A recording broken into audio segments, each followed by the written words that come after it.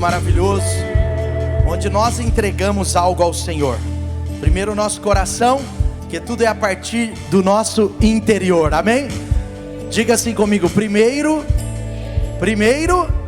o que está dentro de mim, depois o que é fora, amém? Tudo é a partir do nosso interior. Jesus disse: o reino de Deus está onde? O reino de Deus está? Onde está o reino? Está na parede? Está nesse lugar? O reino de Deus está dentro de nós, amém? Vira para a pessoa perto de você, à direita, à esquerda, para pelo menos umas 3 aí, fala assim: cuida do reino, cuida do seu interior,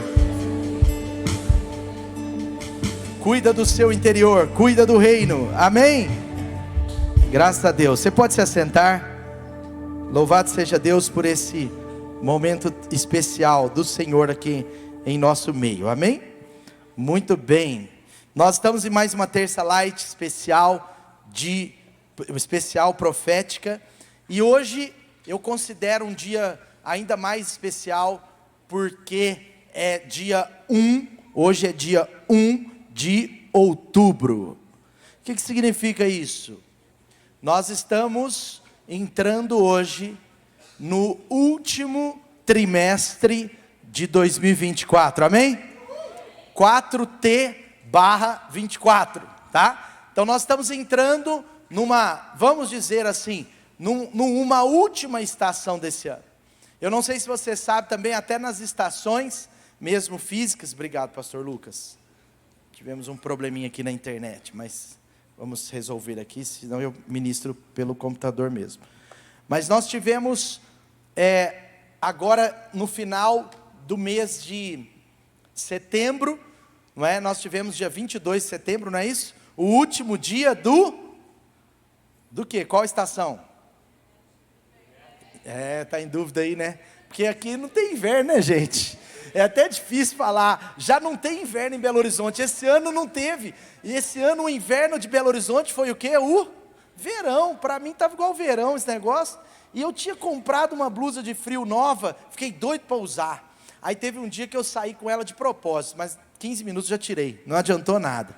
Então assim, né, haja expectativa para usar uma blusa de frio nessa cidade, né? Só na montanha mesmo, os legendários aí que a gente usa. Mas nós estamos entrando no último trimestre do ano, amém? E o que isso tem a ver? Tudo a ver. Por quê? Porque nós acreditamos e percebemos em Deus, não é? Como essas coisas, elas também falam de algo profético sobre nós, em relação à minha vida e à sua vida, amém? Existe um tempo do Senhor para todas as coisas, mas existe uma marca de Deus para fazer algo na nossa vida. E eu quero ministrar hoje, nessa noite, para o seu coração, sobre como eu tenho percebido que as vitórias do Senhor que acontecem, aliás, as nossas vitórias, né, aquelas que acontecem no nosso exterior, aquelas que acontecem exteriormente, como elas têm a ver diretamente com o nosso interior, como que elas começam interiormente, amém? Está comigo aí?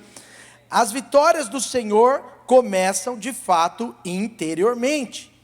Então nós às vezes vemos algo acontecer no exterior, mas é fluido, ou é resultado, ou é continuidade do que acontece no nosso interior. O apóstolo João, ele fala lá na terceira carta dele, ao presbítero Gaio, ele fala assim: seja próspero, assim como a sua alma é próspera. Ele está falando numa ministração de discipulado. Seja próspero, como a sua alma é próspera. Porque a prosperidade externa, e eu não estou falando só de recursos, mas de tantas outras coisas que envolvem esse termo, mas a prosperidade externa da minha vida, da sua vida, as vitórias externas, elas têm muito a ver com as vitórias internas do nosso interior. Por isso que o diabo, a Bíblia diz que ele não é inimigo do nosso espírito, mas a Bíblia diz que ele é inimigo da nossa alma. Porque na nossa alma, nós temos pelo menos, claramente nas Escrituras, especialmente no Salmo 119, nós percebemos que a nossa alma, ela é constituída de quê? De vontade, mente e sentimento. Diga comigo, vontade, mente e sentimento. Essas três coisas têm que ser tratadas por um cristão que quer ser vitorioso. Um cristão vitorioso, ele vai ser um cristão, ele é um cristão que cuida da sua alma, que cuida das suas emoções, que trabalha então a sua mentalidade. Por isso que o apóstolo Paulo em Romanos 12, 2, ele diz, ofereçam-se em sacrifício vivo ao Senhor, e ele fala assim, renovem-se na mente, para que assim vocês possam experimentar a boa, agradável e perfeita vontade de Deus. Ninguém tenha de si mesmo um conceito maior do que deve ter, mas tenha um conceito reto, equilibrado, de acordo com a medida da fé que Deus te concedeu. Isso está no versículo seguinte, 3. Sabe, então, eu estou falando aqui na minha memória, viu gente? Talvez eu errei algum detalhe, mas o que eu quero trazer para você, é que os nossos sentimentos, pastor Lucas me perdoa cara, você consegue fazer um favor para mim, pegar o meu mouse, que travou aqui, mas os nossos sentimentos, eu não sei se é um problema da internet que Bizi usou tudo, ou se é um problema do tudo que Bizi usou aqui, porque hoje, eu não consegui passar nada para cá, ficou aqui, e aqui agora não está abrindo tudo que eu preciso. Mas o que eu estou querendo trazer nessa noite para o seu e para o meu coração, é que aquilo que vai acontecer, o teor profético, o que está para acontecer, o futuro de Deus para a sua vida, começa hoje no seu interior. O exterior de amanhã é o seu interior hoje. Jeremias capítulo 29, 11, Jeremias 29, 11, é uma liberação de promessa de Deus sobre nós, mas naquele tempo, propriamente disso, literalmente dizendo, sobre um povo, que era o povo de Deus. Olha a promessa de Deus para o povo, eu sou aquele que conhece os planos que eu tenho para vocês, declara o Senhor. Quem gosta desse texto? Eu gosto demais desse texto. Eu lembro quando eu cantava essa música com a Dani. Eu e a Dani fazíamos um dueto com essa música. Era verdade, né, Dani? Ô, tempo bom, né, Dani? A gente fazia um dueto com essa música, né? Naquela música linda eu acho que é da irmã Ana Paula Valadonas. Mas, sabe, eu e a Dani cantando, ficava mais bonito que ela cantando. Com toda humildade, ficava muito mais bonito. Estou brincando, gente, ó. Paradoxo. Mas, vamos lá, olha o que Deus diz, porque eu sou o que conheço os planos que tenho para vocês, declara o Senhor, planos de fazê-los prosperar, e não de causar-lhe dano, planos de dar um futuro a vocês, esperança, aleluia. Agora sabe de uma coisa, muito obrigado pastor Lucas, obrigado querido, obrigado, vamos ver agora, hein? Oh meu Deus, graça sobre graça,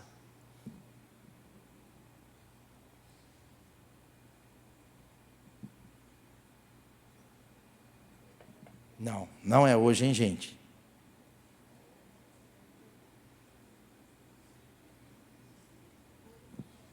Só um minutinho.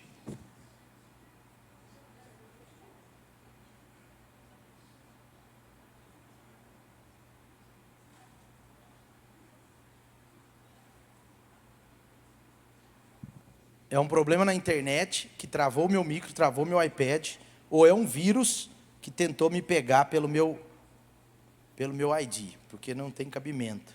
Bloqueou tudo, meu computador e meu iPad. Amém. Demônio não é.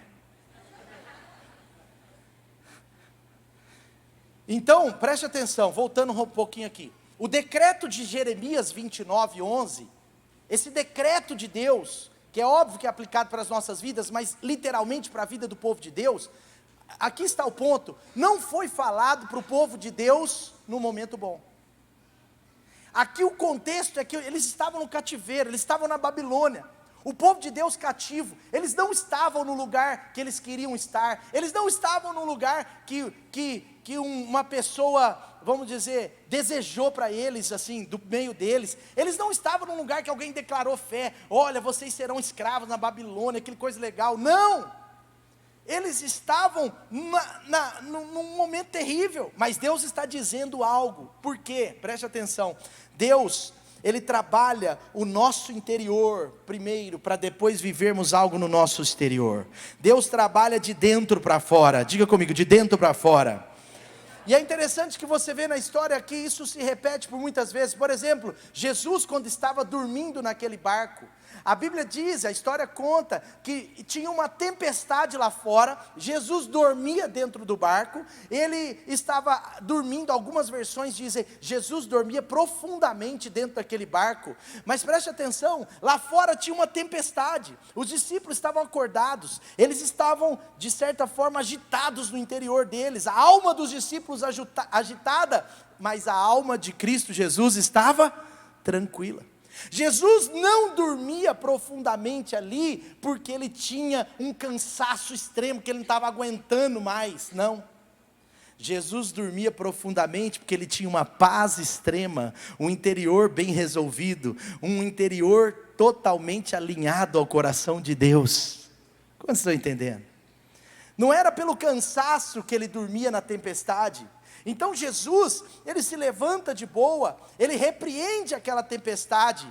Mas sabe por quê? Preste atenção, para você começar a entender os pontos que eu quero trazer. Mas preste atenção, quando Jesus repreende aquela tempestade, não era só sobre uma tempestade natural, provavelmente tinha algo espiritual no meio. Mas quando Jesus repreende aquela tempestade, né, porque os discípulos apavoraram, porque isso é um sinal de alma insuficiente para as tempestades.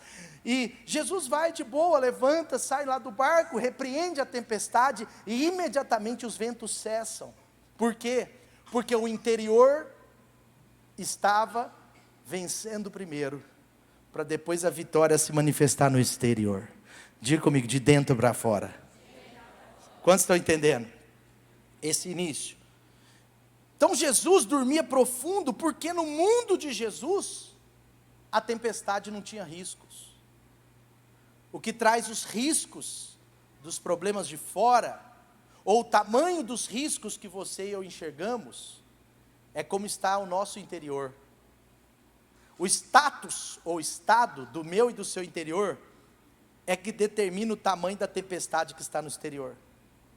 Porque pode ser a maior tempestade do mundo, se o seu interior estiver com o melhor do mundo, ela vai ser uma pequena tempestade. Não é que para Jesus aquela tempestade não existia, é que para Jesus aquela tempestade era irrelevante. Como está o seu interior? Como está o seu coração, a sua alma? O status do interior de Jesus determinou o seu descanso e determinou a sua vitória sobre a tempestade. As vitórias pessoais que acontecem dentro de nós serão medidas, sim, externamente a nós. Deixa eu falar mais um pouco para ir contextualizando. Essa mensagem ela tem um teor profundo, mas ela é bem prática. Abraão é o pai da fé. Abraão, ele é denominado por Deus o pai da fé. Amém? E quando você vai ler a história de Abraão, lá em Romanos 4, no Novo Testamento, é tão interessante, porque a história de Abraão, ela é mencionada várias vezes no Novo Testamento. Mas quando você vai ler a história de Abraão, em Romanos 4, quando o apóstolo Paulo está falando sobre a graça, sobre a fé e a graça aos romanos, é incrível, porque, olha só, a Bíblia fala lá que Abraão foi o pai da fé, porque ele acreditava, porque ele acreditava, ele tinha uma fé sobrenatural. E ele fala em algum momento ali, de forma indireta, mas que tipo assim, Abraão foi considerado o pai da fé pelas suas decisões exteriores, a partir do que ele cria interiormente. O que fez Abraão ser o pai da fé, não foi apenas o fato dele ser justo, mas foi o fato dele ser justo e ter o seu interior bem resolvido. Vou te dar um exemplo. Lá em 2 Pedro capítulo 2, versículo 7, A Bíblia diz que Ló, o sobrinho de Abraão, e você precisa entender um mínimo aqui para entender essa parte, o mínimo da Bíblia, da história bíblica. Mas a Bíblia diz que Ló, o sobrinho de Abraão, ele foi chamado justo.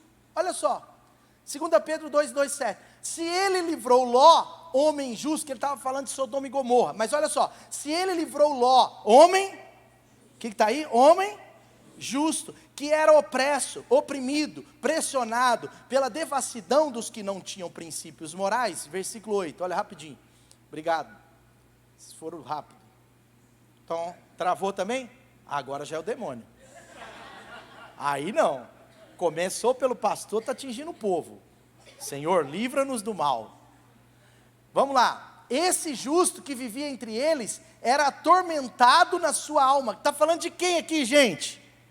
Está falando de quem aqui? Ló, diga Ló. A Bíblia está dizendo, Ló era justo, mas a Bíblia também diz que Abraão era justo.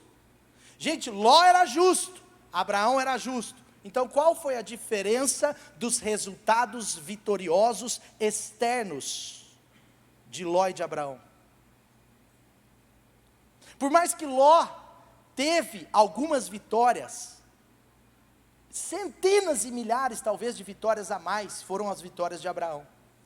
Os dois homens justos, a Bíblia está dizendo, Ló era justo. Deus salvou Ló de Sodoma e Gomorra porque tinha um justo lá dentro. Abraão falou, Deus, se tiver um justo lá, você salva essa cidade, você livra esse povo, livra.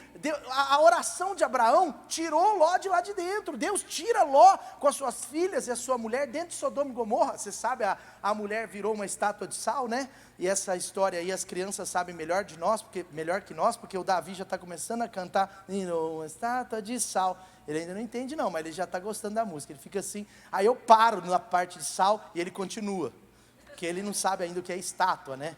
Mas ele vai descobrir. Mas sabe, a mulher de Ló sai de Sodoma e Gomorra e ela vira uma estátua de sal mesmo. Então Ló só sai de lá com as filhas dele, mas pega o ponto, agora é o ponto. Por que os dois eram justos, mas só Abraão foi o pai da fé? Porque os dois são chamados de justos, e os resultados de Deus na vida de Abraão foram maiores. Preste atenção, sabe por quê? É interessante, porque apesar de Ló ter sido chamado justo, apesar disso, Ló era oprimido pela cultura do seu exterior. O nível que a cultura do nosso exterior influencia na nossa alma, determina os resultados da nossa vida. O nível da força das circunstâncias externas, que estão atingindo nossa alma, o nível que as forças externas atingem o nosso interior, determina o resultado exterior. Porque o resultado exterior da nossa vida, é a partir do que está acontecendo dentro de nós. Por isso que tem pessoas que têm uma emoção muito instável, e ora elas têm resultados muito positivos, e ora péssimos resultados.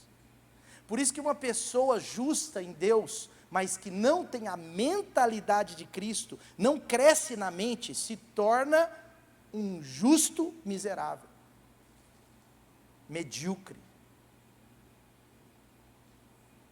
Amém? Faz sentido? É forte, mas é verdade. Por quê? Porque é a partir da mentalidade renovada, que a Bíblia está dizendo que nós experimentamos a boa, agradável e perfeita vontade de Deus. Então um justo, sem um mindset do céu, ele vai ser um justo, salvo, como Ló foi salvo. Nós vamos ver Ló lá no paraíso, nós vamos ver Ló na eternidade, mesmo de tanta baboseira que ele fez, né? Até no final da sua vida. Mas Ló era um cara que o seu exterior acabava com a sua alma. O que estava acontecendo lá fora, ele não tinha firmeza, ele não conseguia. Então deixa eu te provar. Primeiro, Ló arruma uma brigaiada com Ló não suportou a pressão dos seus liderados. Primeira coisa, um líder que não suporta a pressão de liderados, ele está fadado a dar pequenos resultados. Ló não suportou a pressão dos seus liderados. Como? Os pastores de Ló começaram a brigar com os pastores de Abraão. O que Ló tinha que ter feito? Ido para os seus liderados e falado: meu irmão, Deus tem uma palavra sobre mim, Deus me tirou da terra dos meus pais para caminhar com Abraão, ele é o pai da fé, eu vou ser o filho do pai da fé. E pronto, pastores, vamos acalmar o ânimo, vamos colocar o nosso coração em Deus e no propósito do Senhor, vamos dividir essa terra aqui, e Deus vai nos prosperar com Abraão, ponto final. Mas o que aconteceu com Ló? Lembra da história? Vocês estão olhando para mim? Tá tenso? Me ajuda a discernir, meu amor. Ló, preste atenção, é muita revelação, mas tem que entender. Ló estava lá, sofrendo pressão do externo, porque a alma de Ló, o interior de Ló era fraco. Ele era justo, mas sua alma era pequena. Ele era grande aos olhos de Deus, mas pouco trabalhado nas suas emoções, nos seus sentimentos, no seu mindset. E agora Abraão fala assim: ué, se o cara que é pequeno desse jeito, está se achando desse jeito, deixa ele ir. Ló não queria ir, Abraão não queria isso, mas Abraão foi e deixou ele ir. Não foi Abraão que expulsou Ló, foi Ló que saiu da terra, saiu da cobertura de Abraão. Por quê? Saiu da aliança com Abraão, por quê? Por causa dos seus liderados. Primeiro exemplo, eu posso te dar 7, eu vou te dar só 3. Primeiro, Ló está perdendo no seu exterior por causa de uma batalha já perdida no seu interior. Segundo, vamos passar. Agora Ló está em Sodoma e Gomorra. Ele foi para uma terra frutífera, uma terra roxa, tudo dava bom lá, dinheiro rolando, mas era uma terra de prostitutas e prostitutos, de homossexuais de todas as classes, uma terra onde as drogas eram liberadas. Então, exceção era não fumar o beck, entendeu? Era essa cidade, Sodoma e Gomorra. Sexo liberado com tudo, homem, mulher, mulher com mulher, homem com homem, mulher com cachorro, cavalo, tudo. Era uma depravação. Eu estou exagerando? Gente, é Sodoma e Gomorra, gente. O negócio era horrível. Eles queriam estuprar os anjos. Porque anjo é bonito, eu acho, mas os caras falaram: poxa, vem cá, anjinho. Gabriel. Os caras estavam loucos com os anjos. É ou não é verdade isso? Você já leu a Bíblia, gente? Eu estou exagerando? Não estou. Lê a Bíblia, que é até pior que isso. Porque eles queriam abusar deles em praça pública. Então deixa eu parar por aqui, porque senão vai piorar. Se eu for bem igual à Bíblia aqui, vai ser até pior, entendeu? Só estou falando uma parte. Sodoma e Gomorra, gente. Agora, o que acontece com Ló? Ele está lá, olha o que a Bíblia diz. Isso tem muita coisa aqui, mas olha o que a Bíblia diz. Ló não aguentou a pressão de Sodoma e Gomorra. Está escrito aí. Ló não soube lidar com a pressão, tanto que os seus genros provavelmente eram dessa turma. Provavelmente os genros de Ló, eles gostavam das filhas de Ló e também dos machões da cidade. Eles eram do naipe da cidade. Ló não conseguiu discipular os genros, Ló não conseguiu discipular as filhas, Ló não conseguiu discipular a esposa. Por quê? Porque Ló, a Bíblia está dizendo em 2 Pedro 2,7, Ló sentia muito em sua alma as pressões do seu exterior. Na minha versão bíblica, numa versão bíblica que eu tenho, fala assim: Ló era homem justo, mas em Sodoma e Gomorra sofreu como um oprimido por causa dos pecados de fora. E todo mundo acha que isso é legal.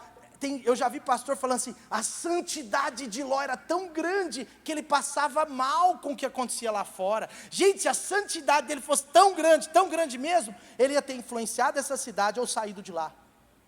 Mas não, Ló deixava as coisas acontecerem. Você vê como que Ló flerta. Você vê quando os anjos chegam, como que ele conversa com a cidade, como ele está lá meio que centrão ali no meio, entendeu? Então, segunda coisa que eu quero mostrar a você: o interior de Ló era fraco, a sua alma era fraca, e ele não aguentou a pressão. Mas Deus tem misericórdia, tira Ló de lá. Certo ou errado? Aí eu vou te dar mais um exemplo, só mais um. Podia dar mais uns 3 aqui que eu estou lembrando, mas vou dar mais um, último. Como é que terminou a vida de Ló? Ló se isolou. Por que Ló se isolou? Está vendo? Por que Ló se isolou? Normalmente, o isolamento é uma consequência de uma alma ferida. Isolamento, gente, pode ter cara de coisa boa, mas normalmente não é, pode ter exceção. Quando uma pessoa se isola, está se isolando, você pode saber, pode ter uma depressão, pode ter uma amargura, pode ter uma fuga, pode ter um pecado escondido, tem um problema, sim ou não? Foi assim que Adão se escondeu de Deus, ele peca, se esconde, aí Deus finge que não vê onde ele está e fala, Adão, estava lá, né, igual eu faço com Davi, cadê você, Davi? Está aqui, né? Aí Deus falando com Adão, Adão, onde você está? Ele estava lá, é ou não é?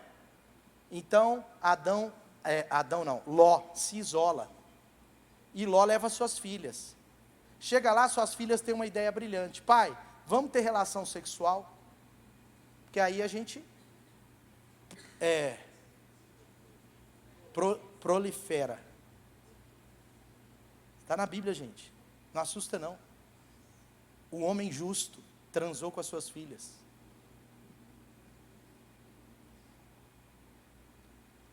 Ló era justo, Abraão era justo, mas os resultados de Deus na vida de Abraão não foram determinados por serem justos, mas pelo seu interior. A qualidade do nosso interior vai determinar o futuro profético de Deus para nós. Cuide do seu interior, cuide da sua alma, cuide dos seus sentimentos, cuide da sua mente, trabalhe o seu mindset, como você está pensando, só pensa pequeno, só pensa desgraça, só pensa coisa ruim, só pensa no passado que deu errado, só pensa no inimigo, só pensa no que vai dar errado na sua cabeça, como que está o seu coração, a sua emoção, porque a alma é mente, emoção e vontade. Ló era justo, Abraão era justo, mas os resultados de Abraão foram diferentes, porque Abraão, o seu externo não influenciava o seu interior, ao ponto dele perder o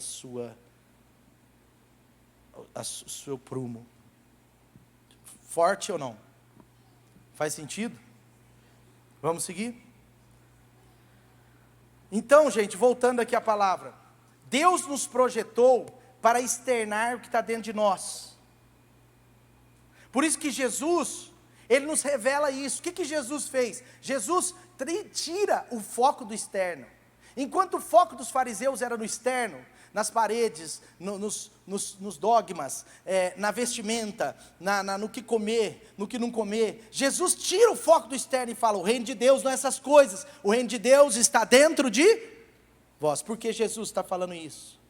Porque Jesus, mais do que ele, ninguém sabe e sabia que a nossa força no exterior, no externo, estava ligada ao que estava acontecendo dentro de nós. O reino está dentro de vós. Não procure nas coisas, não procure logo ali, não procure nem numa ideia, procure dentro de você. Porque Jesus está dizendo, se você entender que a minha força, o meu poder vai atuar dentro de você.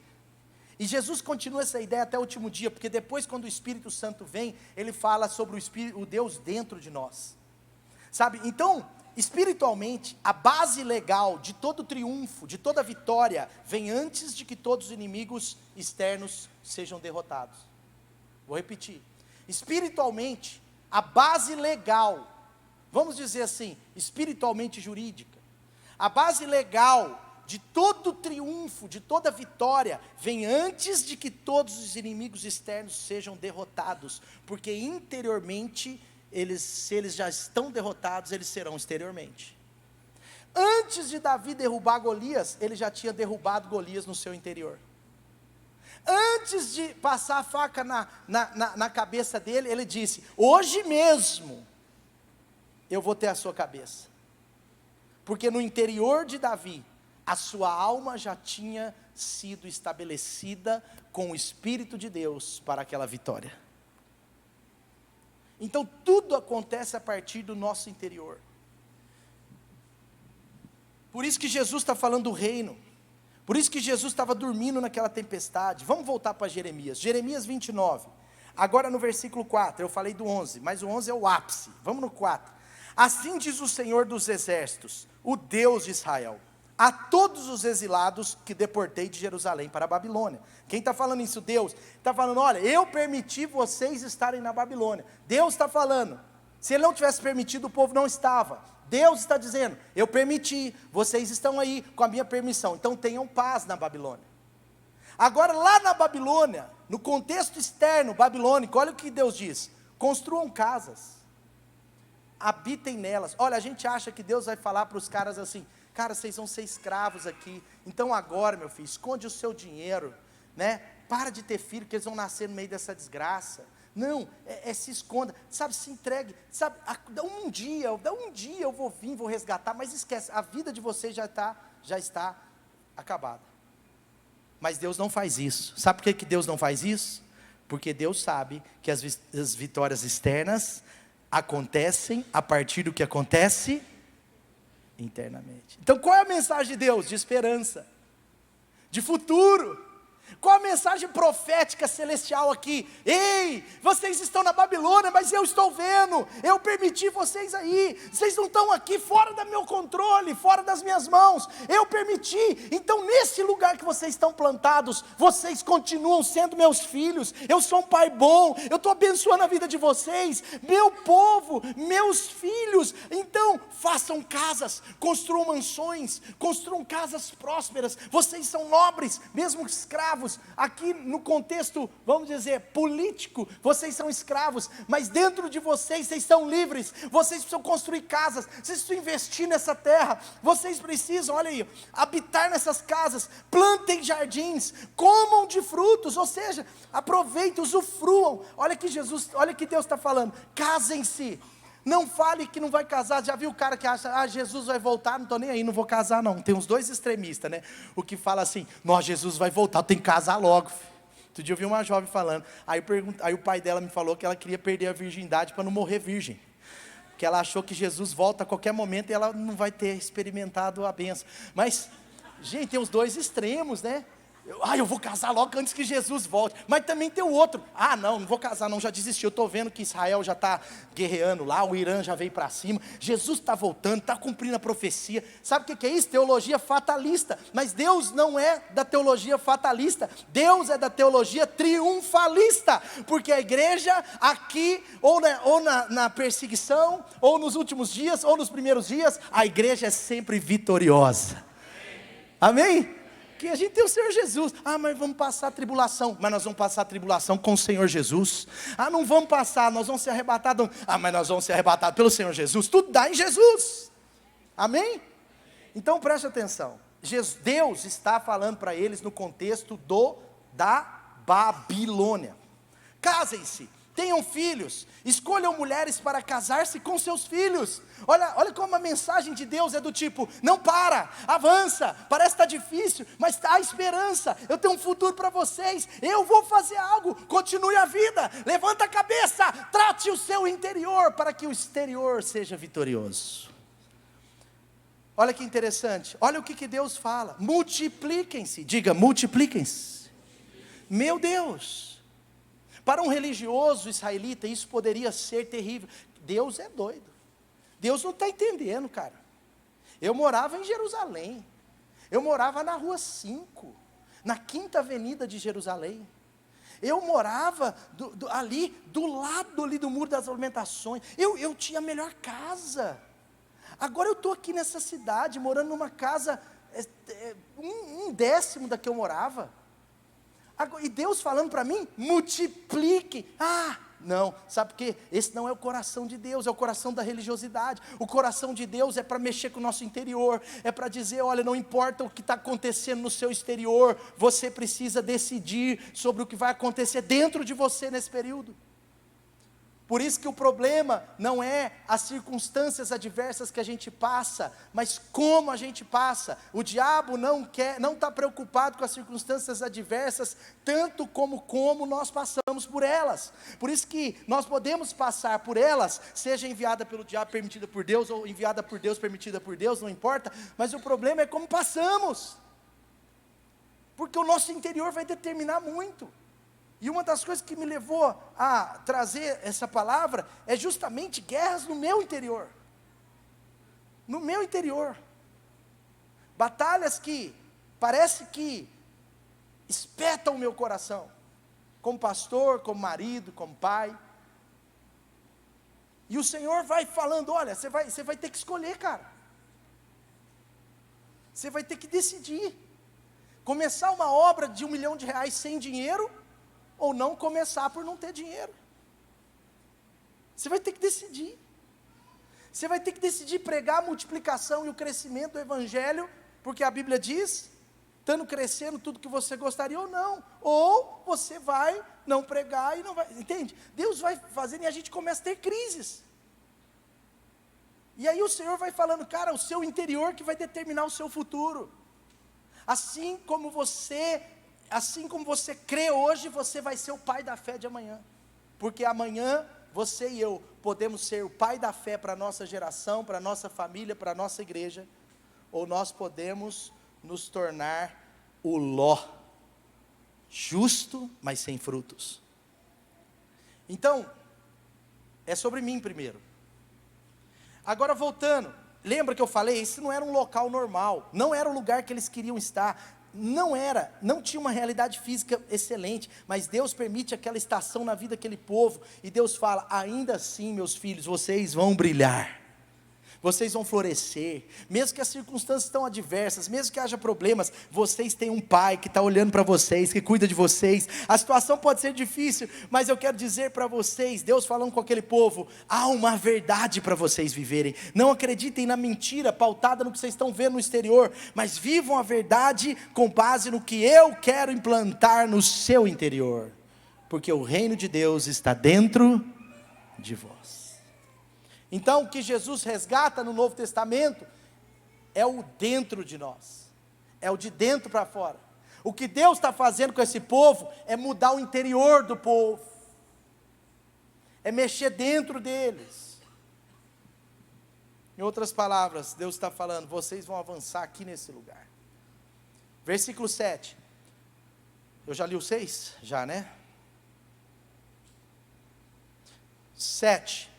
Busquem a prosperidade da cidade para a qual eu os deportei, e orem ao Senhor em favor dela, porque a prosperidade de vocês depende da prosperidade dela. Às vezes, gente, há uma ideia falsa no nosso coração, que Deus só quer prosperar a igreja. Os crentes vão prosperar tudo, quem não é de Jesus não vai ter nada, mas isso não é bíblico. Isso não é bíblico. Em alguns momentos a alma de Davi estava agitada e Davi orou ao Senhor, como assim os meus inimigos prosperando e eu não? Mas isso prova, cientificamente, biblicamente, que Deus, mesmo no momento onde nós estamos afundando, pode ter um ímpio prosperando. Agora, no contexto dessa palavra, sabe o que Deus está querendo dizer? Cara, se você não mudar o seu interior em relação aos ambientes que você está, você não vai vencer no seu exterior. Nós precisamos ser os que oram pelas empresas que nós trabalhamos. Nós precisamos ser aqueles que acreditam na prosperidade do nosso líder, do nosso chefe, da empresa que Deus nos colocou, do departamento do estado, do governo, da prefeitura, do federal, municipal, estadual. Nós precisamos ser os caras que oram por isso.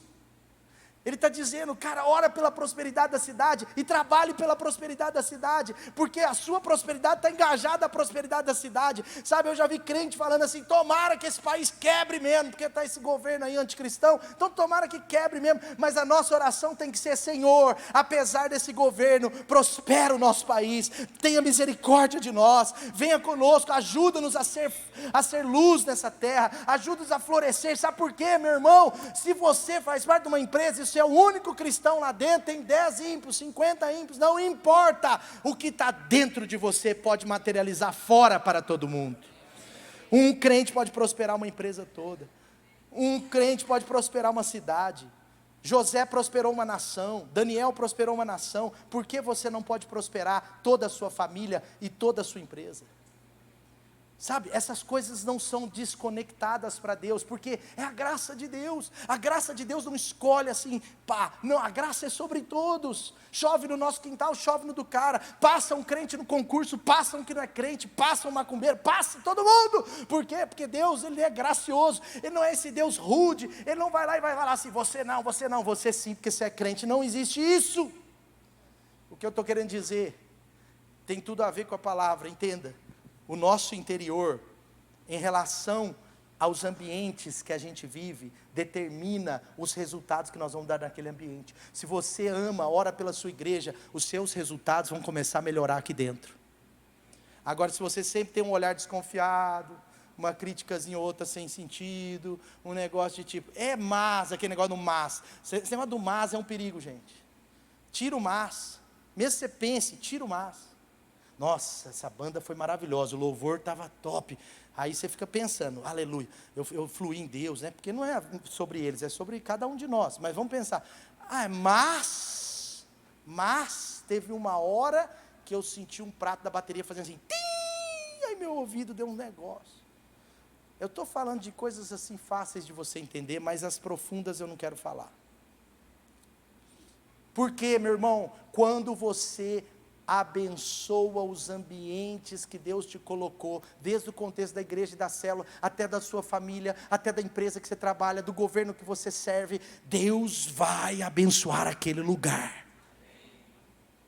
Deus vai te abençoar lá. Você nunca vê José amaldiçoando no Egito.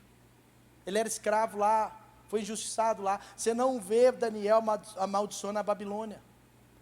Uma coisa é não se dobrar ao Deus babilônico, outra coisa é ele ir contra o povo babilônico. Existe uma inteligência espiritual na vida desses caras que nós precisamos aprender na alma. Na alma. Dentro de nós. Diga, dentro de mim. Dentro de nós.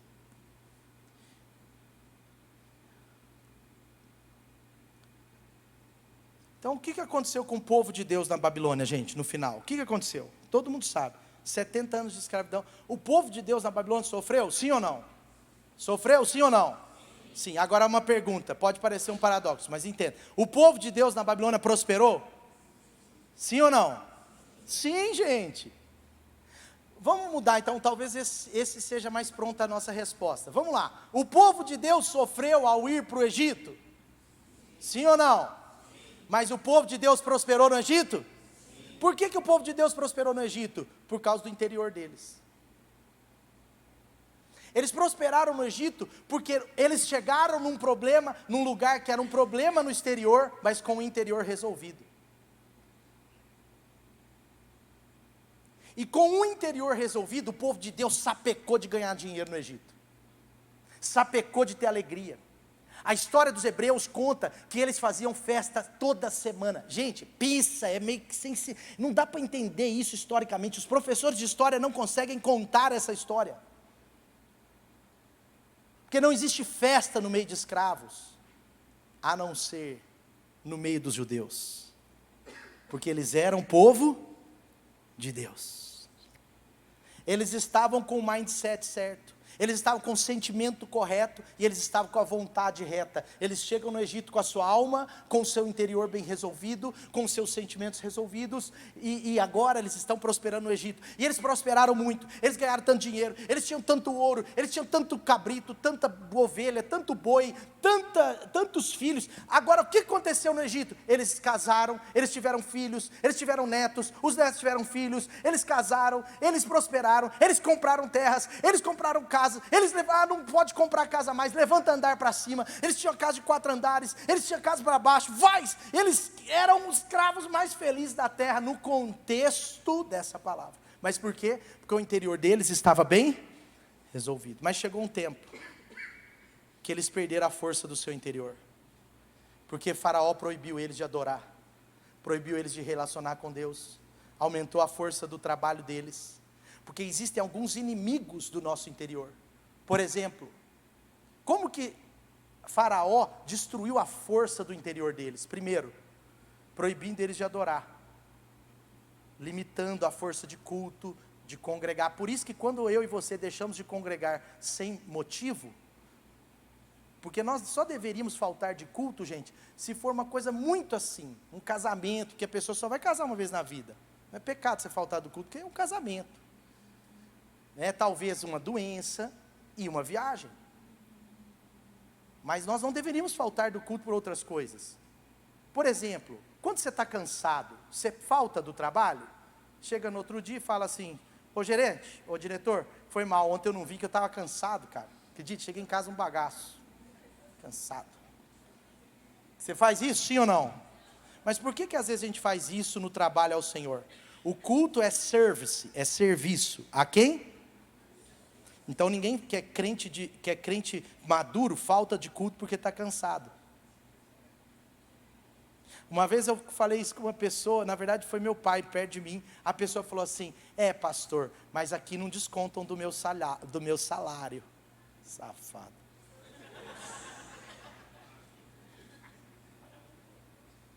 Mas voltando, senão eu posso exagerar aqui, mas voltando, olha só, Faraó então parou de adorar, para de adorar. Outra coisa, Faraó multiplicou o trabalho. Eles trabalhavam 6 horas quando chegou no Egito, nessa época 9, e agora Faraó coloca 12, depois coloca 15. A história fala que os homens trabalhavam 15 a 16 horas, e as mulheres 8 a 12. Terceiro, ele inibiu, olha só, então muito trabalho, ele inibiu as crianças na liberdade com os pais. A história conta que uma das estratégias de Faraó foi começar a querer educar os filhos dos judeus, porque eram educados pelos próprios pais. Por isso que a sociedade quer educar o seu filho. Por isso que eles querem colocar ideologia de gênero na escola. Por quê? Porque eles vão tirar a força interior dos nossos filhos. E tirando a força interior deles, eles não vencem exteriormente. Atinge a identidade deles. Quem eu sou? Eu sou alguém. Não faz diferença. Sou João, Maria, não sei. Sou alguém aí. Você é menino ou menina? Tem hora que eu acho que eu sou menino, tem hora que eu sou menina. A professora falou que tanto faz, que eu posso escolher o que eu sou. Por isso você não pode votar domingo em candidatos, por exemplo, da linha comunista, da linha liberal, da linha progressista. Você precisa votar em gente de centro-direita, gente que acredita nos nossos valores. O cara é gente boa pra caramba. Gente, eu conheço uma pessoa, gente boa pra caramba. Gente boa pra caramba. Eu conheço, a Dani sabe, esses dias a gente até conversou. A gente falou: se essa pessoa não fosse desse partido, que acredita nisso, no aborto, na ideologia de gênero, nisso, eu votava nela. Mas ela é uma pessoa boa, mas está num partido péssimo, que o próprio partido já fala no que acredita. Então não é que eu voto por partido, nem você precisa votar por partido, mas tem partidos que são declaradamente aquilo, então você não pode votar, mesmo que o cara que está lá dentro se diz bonzinho, porque na hora de votar na Câmara, não é ele que vai votar, é o partido.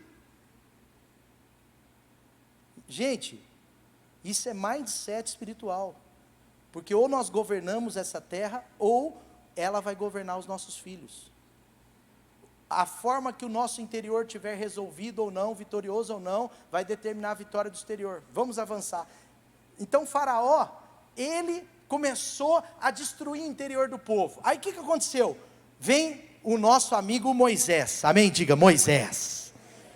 Vem o nosso amigo Moisés, e ele faz o quê? Olha que interessante. Moisés faz um negócio interessante. Moisés vem e é chamado por Deus para libertar o povo do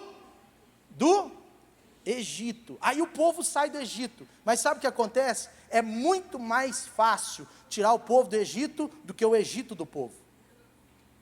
Para tirar o povo do Egito, para tirar o povo de Israel do Egito, foram 9 a 12 meses, mais ou menos. As pragas duraram 8 meses, as 10 pragas. Então mais ou menos 9 meses a 1 ano, para Moisés conseguir tirar o povo do Egito. Está comigo aí, acompanhando comigo? Agora, quanto tempo durou para tirar o Egito do povo? Quanto tempo? 40 anos. Porque eles saem do Egito, fisicamente, exteriormente, sim ou não? Mas interiormente, Interiormente, o Egito estava dentro deles.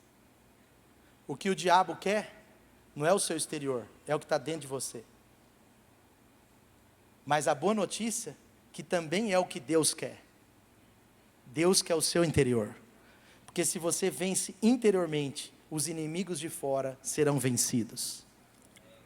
Eles saem e é difícil. Deus precisa esperar 40 anos, destruir toda aquela geração, para que o novo interior surgisse. E agora sim, o novo interior dá para eles a vitória da terra prometida. Amém? Se você tem baixo conhecimento bíblico, eu te peço perdão nessa noite. Vamos avançar um pouquinho.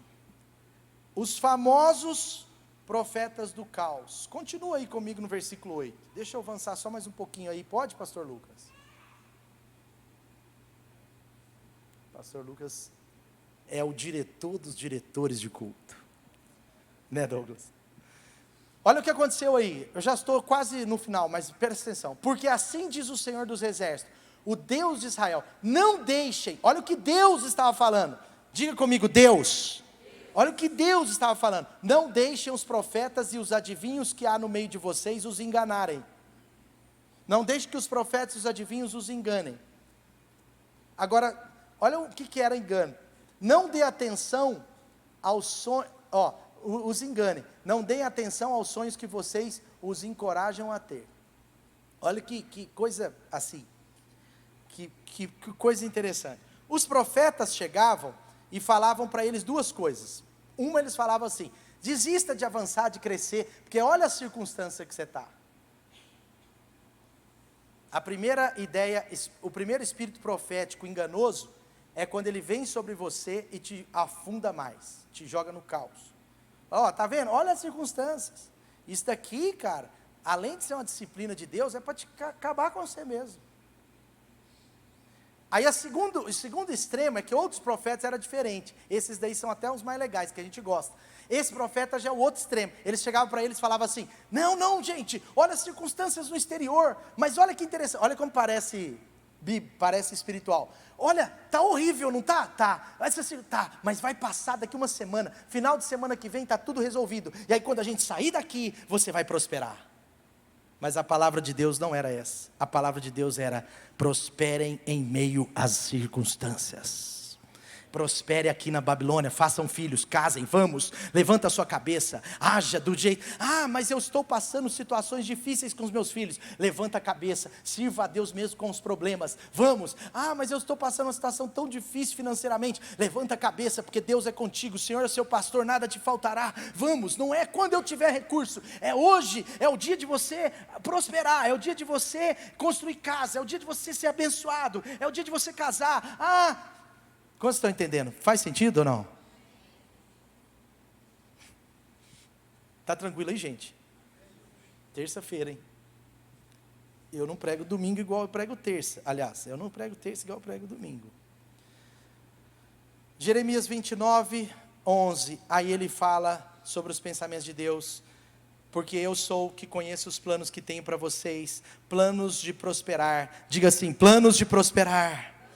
E não de lhes causar danos, planos de dar-lhe esperança, e um futuro, e então clamarão a mim, virão orar a mim, e eu os ouvirei, aleluia. Sabe o que eu quero dizer? Há algo no coração de Deus para nós, que torna os problemas externos irrelevantes.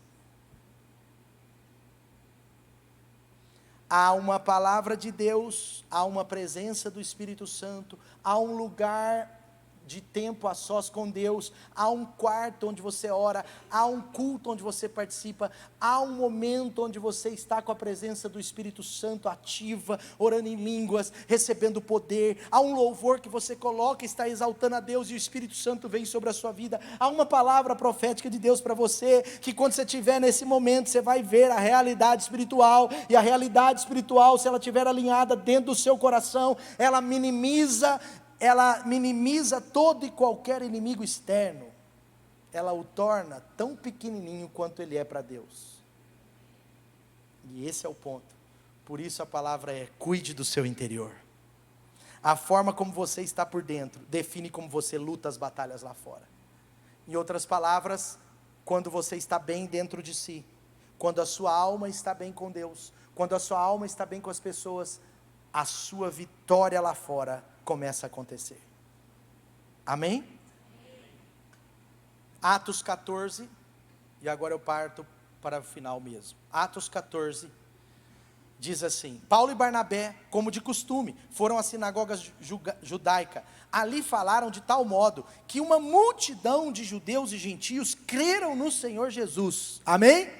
Gente, avivamento, eles estão pregando, um monte de gente crendo, cresceu rápido. Agora, olha o que acontece no versículo 2: porém, os que não creram, os que ouviram e não creram, se levantam contra. Então, eles não ficaram neutros. Se eles ficassem quietinhos lá, beleza, mas não, agora eles sofrem oposição. Olha o que diz no versículo 2: os judeus que haviam se recusado a crer, ou seja, os incrédulos, eles incitaram os gentios e envenenaram a mente. Diga, envenenaram a mente. A mente faz parte da? A mente faz parte da? Você está vendo? Sabe o que acontece? Toda vez que nós estamos ganhando, o inimigo levanta algumas pessoas com a mente envenenada para nos tentar parar de ganhar. Olha só, a mente envenenada. Contudo, os judeus que haviam se recusado a crer, incitaram os gentios, envenenaram a mente deles contra a igreja. Gente, tem coisas que não tem sentido, mas eles vêm contra nós. Vêm contra nós. Por quê? Porque a igreja, a prefeitura apareceu lá na nossa construção. Nunca apareceu. Apareceu lá. Falou assim: essa calçada está quebrada. E a gente foi para cima do dono da construtora, falando: cara, você quebrou a calçada? Ele falou: não, cara, essa calçada já estava quebrada aí há muito tempo. Anos quebrada. Anos quebrada. Ninguém foi lá. Mas uma igreja pisa, o fiscal aparece. Para multar a gente de uma calçada quebrada.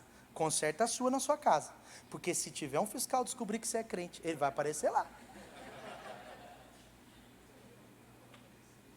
É verdade ou não é? Eu sou pastor, gente. Isso não é coincidência. Isso é normal. A igreja começa a crescer, começa a levar pedrada. Nós vamos crescer muito. Prepare, as pedradas virão. Aleluia! E qual é o ponto aqui que eu quero terminar? Preste atenção. Olha o que aconteceu. Então, no versículo 1, a igreja cresce, frutifica. No versículo 2, se levanta uma oposição, envenenando a alma das pessoas. Por quê? Porque o diabo quer o quê? O seu interior. Quer mexer no nosso interior. Porque aí ele derrota no exterior. Então, agora, alguns estão envenenados. Eles sofrem oposição. Aí o que aconteceu? Olha só. Agora o versículo 3. Olha o 3, que interessante. Você acha que o apóstolo Paulo fugiu? Sim ou não? Fugiu ou não? Paulo e Barnabé fugiu?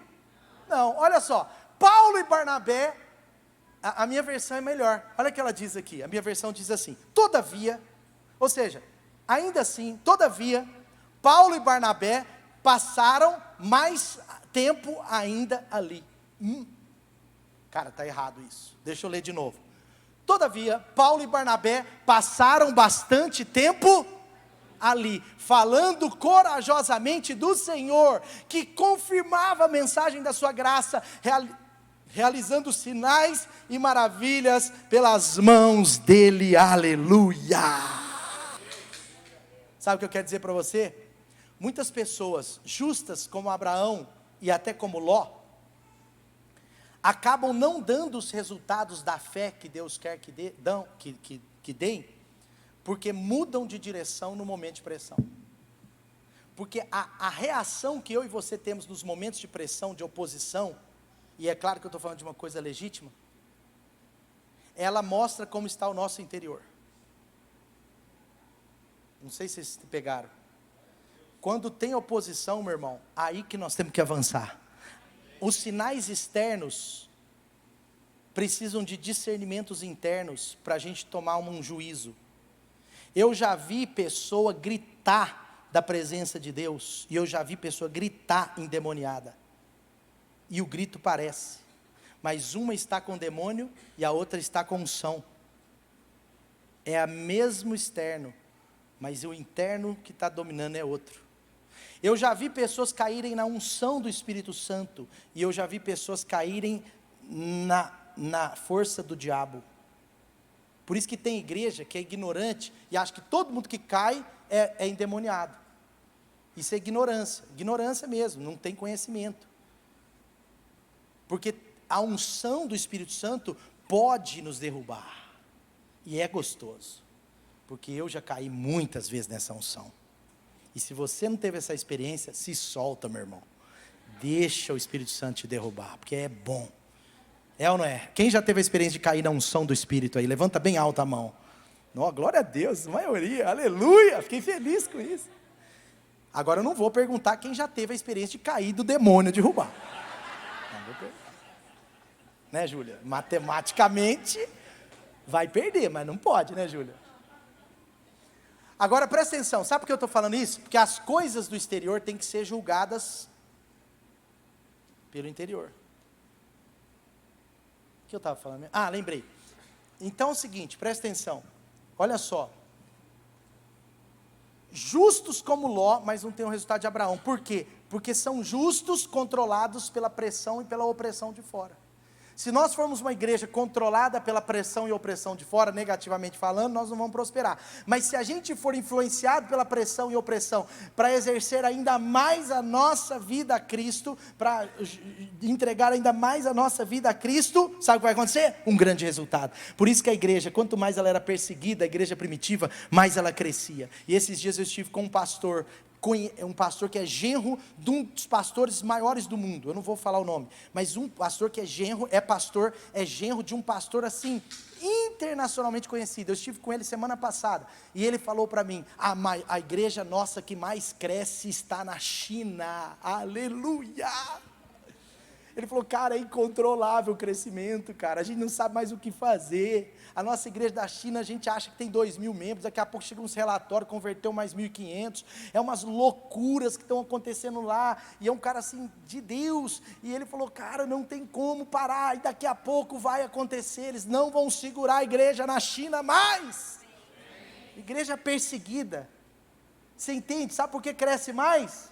Porque o que determina os resultados do exterior é como está o interior. O interior da igreja primitiva estava bem resolvido com Deus, podia vir pressão, opressão, mas eles sabiam que a palavra que tinha mudado a vida deles é a mesma que mudaria a vida de outras pessoas. Então eles avançam, pregam o evangelho, pregam o Espírito e vai. Então, sabe, a decisão dos apóstolos aqui, Barnabé e Paulo, não foi pelo sentimento, gente, mas foi pelo que eles acreditavam. Então, o resultado da decisão deles foi maravilhoso, maravilhoso mesmo, porque mais milagres, mais curas, mais tudo isso. Então, tudo se resume ao meu interior interno, ao meu mundo interno, ao meu mundo interno. É preciso, meus irmãos, saber governar e decidir a partir do que Deus está fazendo dentro do nosso interior. Então, em outras palavras, o Espírito Santo está apontando para Paulo e Barnabé e falando, e aí, vocês vão fugir diante da oposição? Mas o sentimento não dominou, mas a convicção de fé dominou, e eles falaram o seguinte, de jeito nenhum, pelo contrário, nós vamos ficar mais um ano. A oposição não fez eles irem embora, pelo contrário, fez eles ficar mais. Por quê? Porque a convicção de Deus, quando você é afrontado nela, mais ainda você quer vivê-la. E você vai ser afrontado, meu irmão, por obediência, por princípios, pela fé que você tem, pelo evangelho que você segue, pela cultura de honra que você tem. Tudo hoje não existe cultura de honra, os jovens vão afrontar você. Porque uma das coisas que o diabo está tentando fazer é tirar a hierarquia da sociedade. Depois a Dani traduz o que eu quis dizer. Deshierarquizar. É mais ou menos isso, né? A sociedade, esse tipo de governo está aí, a sociedade, ele sutilmente quer tratar todo mundo igual. E não é igual. A Bíblia diz que tem honra aos pais, honra ao chefe. O pai não é igual ao filho, o pai é o pai, o filho é o filho, são funções diferentes, são princípios diferentes. Então assim, não é sobre explorar, não é sobre nada disso, meu irmão, é princípio de poder, de prosperidade. Então você vai ser afrontado quando você honrar, você vai ser afrontado quando você dizimar. As pessoas estão atacando muito isso hoje em dia. Você vai ser afrontado quando você se posicionar politicamente. Claro que você não vai fazer isso de forma ignorante, mas você vai fazer de forma amorosa, porque a graça e a verdade sem a graça é um problema, mas a graça, ela acompanha a verdade. Se for só a graça, aí dá problema. Fechei, prometo. Amém? Então qual é o segredo que eu queria concluir com você? Cuide do seu interior. Fica de pé no seu lugar. Cuide do seu interior. Do que é, pastor? O que você falou então? Da sua mente, da sua alma. Sabe? Às vezes você precisa pedir a Deus as convicções de fé. Pedir a Deus para viver as convicções de fé. Tipo assim, uma pergunta para você pensar. As convicções da sua fé em relação à palavra de Deus, elas são intocáveis ou elas são relativas?